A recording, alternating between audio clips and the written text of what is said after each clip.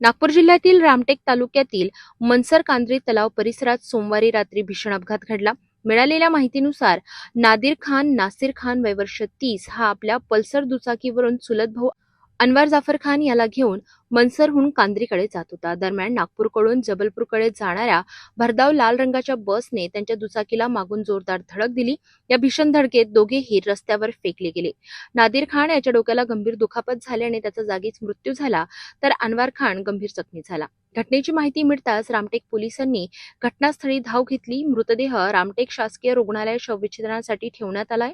जखमी अनवर खान याच्यावर नागपूर येथील मेयो रुग्णालयात उपचार सुरू आहेत। दरम्यान अपघातानंतर बस चालक घटनास्थळावरून पसार झाला असून निष्काळजी व भरधाव वाहन चालवण्यामुळे हा अपघात झाल्याचा प्राथमिक अंदाज व्यक्त केला जातोय। पोलिसांनी अज्ञात बस चालकाविरोधात गुन्हा दाखल केला असून पुढील तपास सुरू केलाय। भरधाव वेग आणि निष्काळजी वाहन चालवणे किती जीवघेणे ठरू शकते याचे हे आणखी एक उदाहरण। वाहन चालविताना वेगावर नियंत्रण आणि नियमांचे पालन करणे अत्यंत गरजेचे आहे।